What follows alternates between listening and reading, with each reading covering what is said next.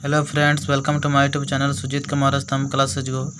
आज फिर से हम नेक्स्ट वीडियो लेकर के आ गए हैं, जो कि 12th फिजिक्स का इम्पोर्टेंट जो कि हम अंतर बता रहे हैं वो चीज़ हम लेकर के आ गए हैं। तो इसको देखिए, अंतर जो है अल्फ़ा कण, बीटा कण और गामा कण में क्या अंतर होता है, इसके बारे में हम चर्चा करेंगे। ठीक है, तो देख लीजिए, हम कॉलम बना लेते हैं। एक रहेगा मेरा एक अल्फ़ा कण, ठीक है ना, अल्फ़ा कण कहिए या आप किरण कहिए, ठीक है ना, कोई टेंशन लेने की बात नहीं।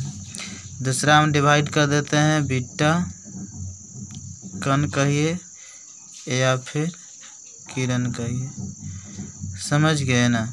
अगला की अगर मैं बात करूं तो यहाँ पे लिख देते हैं गामा कण या फिर आप किरण कहिए। तो इस तरह से तीन तरह के डिवाइड हम कर दे रहे हैं। तो एक डिवाइड यहाँ से ऐसा रहेगा, है ना, एक डिवाइड यहाँ से ऐसा रहेगा,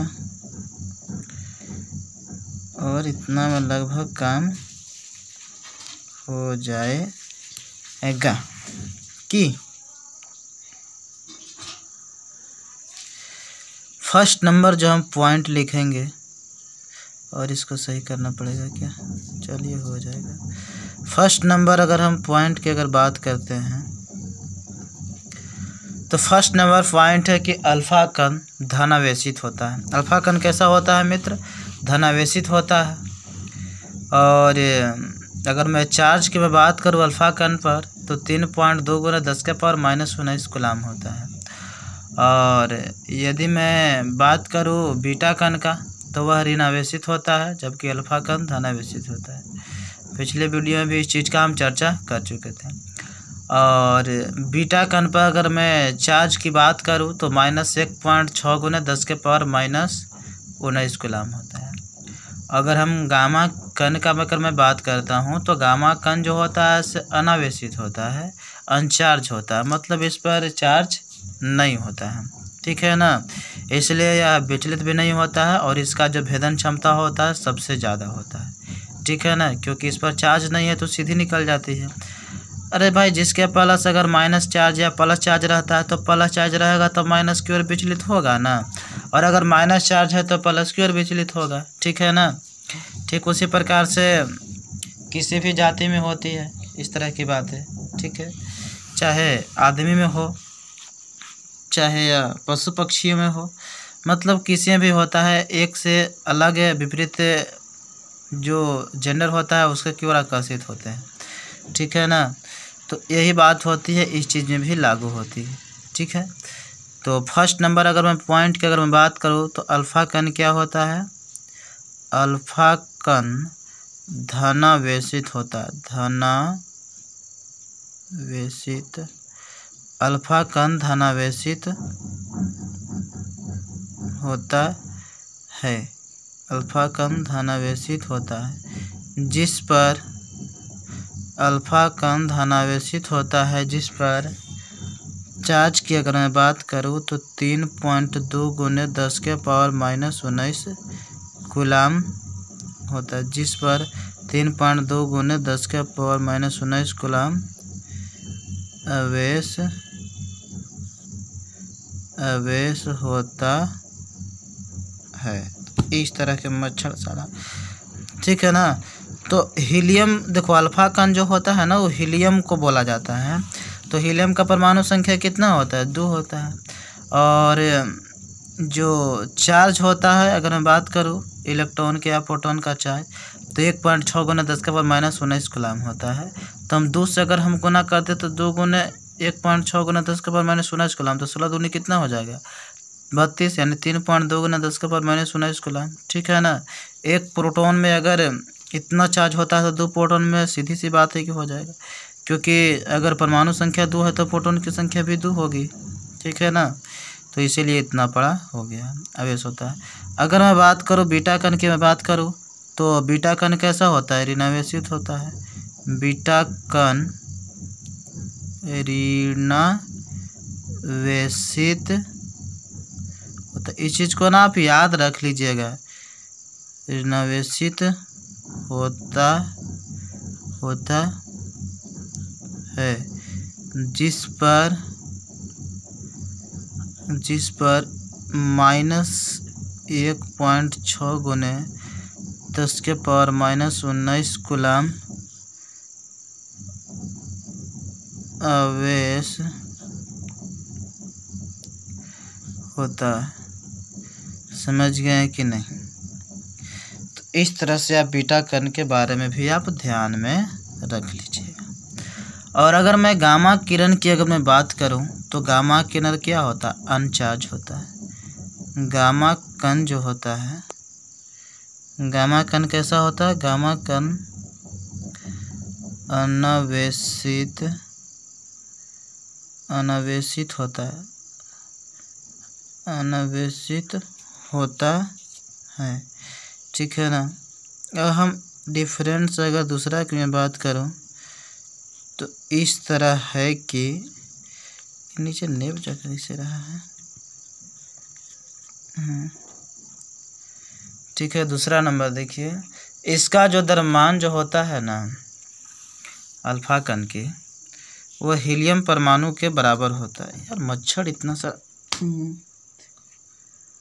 है ना, मच्छर बहुत ज़्यादा हो जाता है।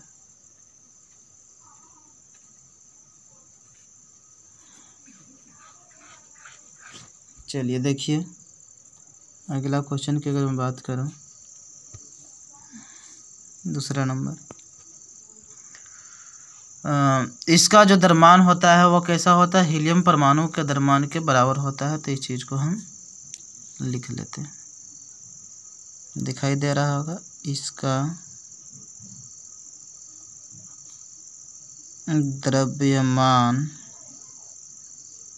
द्रव्यमान हीलियम परमाणु के द्रव्यमान के बराबर होता है,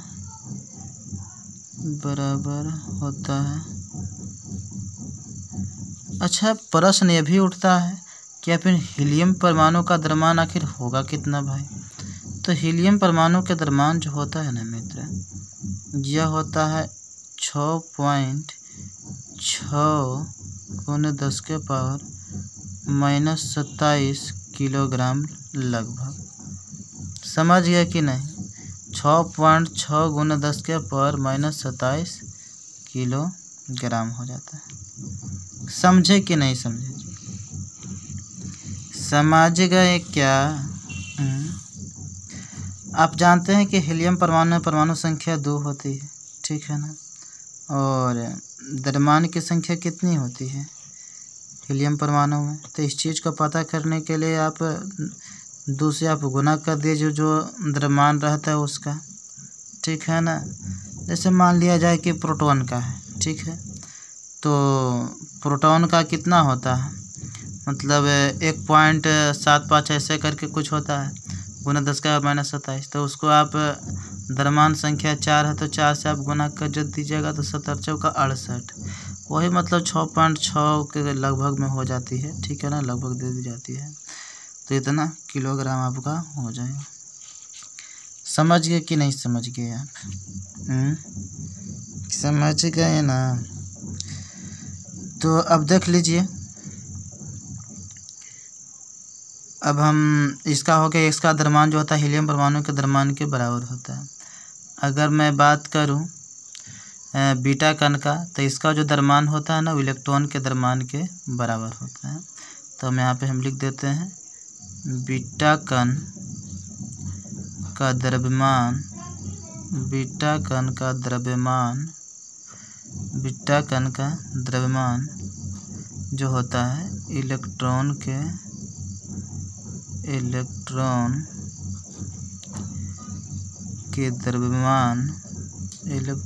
द्रव्यमान के बराबर होता है, इलेक्ट्रॉन के द्रव्यमान के बराबर होता है। तो आखिर इलेक्ट्रॉन का द्रव्यमान होता है कितना है? तो द्रव्यमान होता है 9.1 गुना 10⁻−31 किलोग्राम होता है। समझ गए ना। बीटा कण का जो द्रव्यमान होता है इलेक्ट्रॉन के द्रव्यमान के बराबर होता है।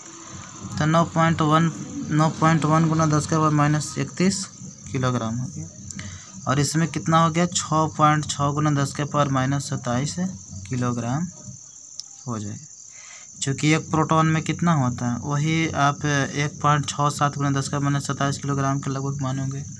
और उसमें आप जानते हैं कि हीलियम का परमाणु संख्या आप जानते हैं कितना होता है 2 होता है, लेकिन द्रव्यमान संख्या कितना होता है? द्रव्यमान संख्या हीलियम का कितना होता है? हीलियम का होता है 4 होता है। तो आप टोटल निकालिएगा तो 4 से गुना करिएगा तो आ जाएगा, ठीक है ना। तो अब देख लीजिए, इसमें हम बात करते हैं गामा कण या गामा किरण की। अगर हम बात करते हैं तो गामा कण का जो द्रव्यमान होता है वह 0 होता है, ठीक है ना। दिखाई दे रहा होगा गामा कण का द्रव्यमान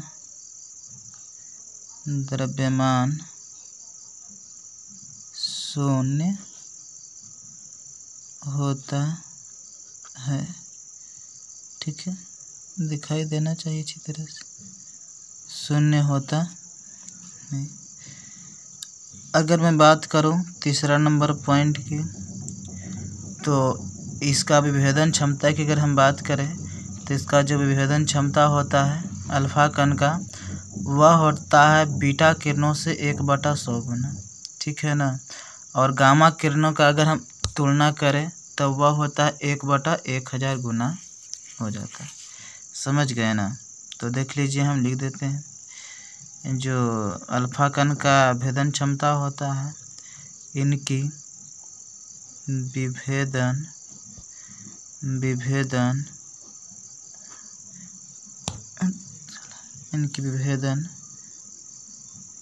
विभेदन क्षमता बीटा किरणों से 1/100 गुनी तथा गामा किरणों से 1/1000 गुनी होती है। और अगर मैं बात करूं बीटा कण का, तो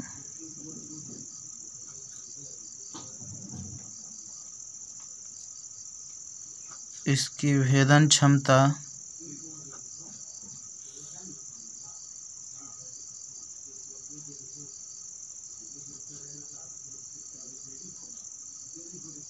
अल्फा कणों से 100 गुनी तथा, है ना। इसका जब विभेदन क्षमता होता है ना मित्र,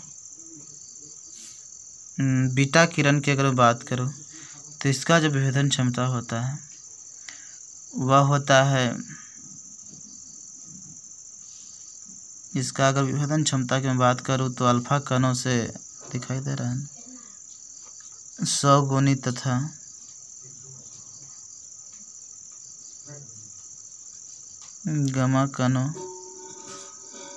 गामा कणों से 1/100 गुनी होती है, ठीक है। इसकी विभेदन क्षमता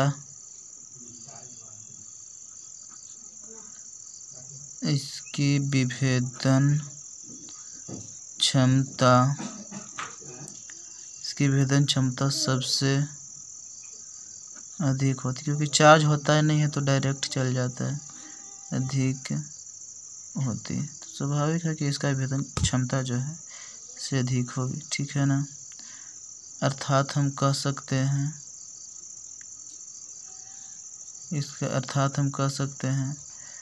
कि अल्फा कणों से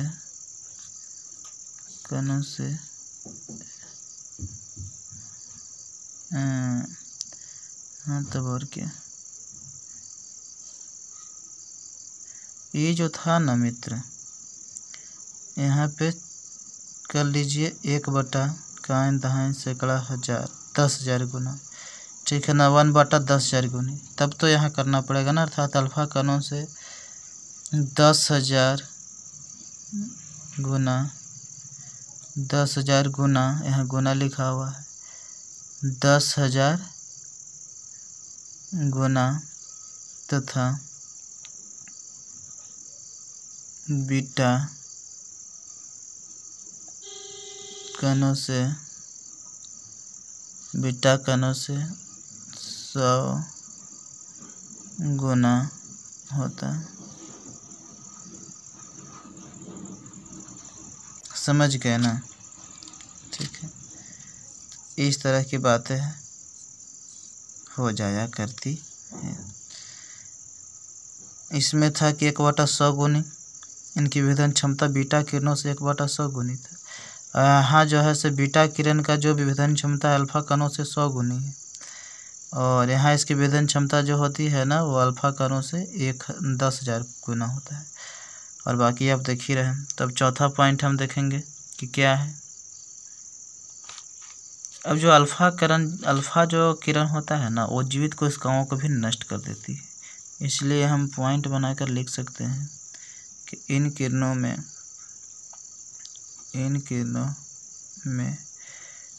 जीवित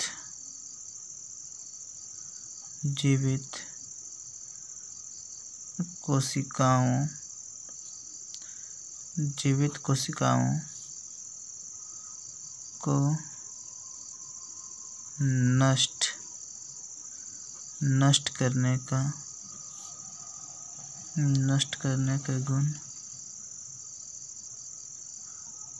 नष्ट करने का गुण पाया जाता है। नष्ट करने का गुण पाया जाता है।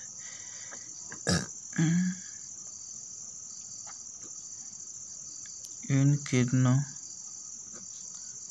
में जीवित कोशिकाओं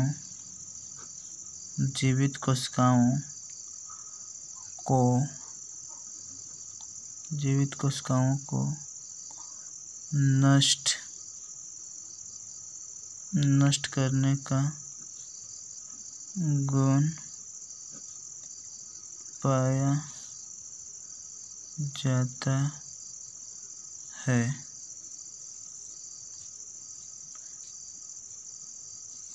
तो मतलब कि तो समानता हो जाएगा ना। इन किरणों में जीवित कोशिकाओं को नष्ट करने का गुण पाया जाता है, इन किरणों में भी कोशिकाओं को नष्ट करने का गुण पाया जाता है, और तीसरा में भी तो हो ही जाएगी। तो इन किरणों में भी